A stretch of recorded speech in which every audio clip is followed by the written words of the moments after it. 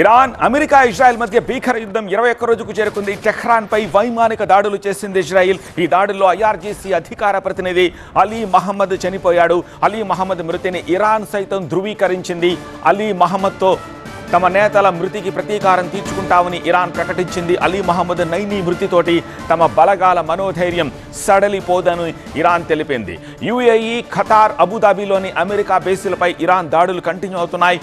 Oil, gas రిఫైనరీలే లక్ష్యంగా Iran దాడులు చేస్తోంది. దుబాయ్ను కూడా మరోసారి ఇరాన్ టార్గెట్ చేసింది. ఇజ్రాయెల్లోని ఐఫా పవర్ ప్లాంట్ పై ఇరాన్ మిసైల్స్తో దాడి చేసింది. దీంతో పవర్ ప్లాంట్ని మూసేశారు.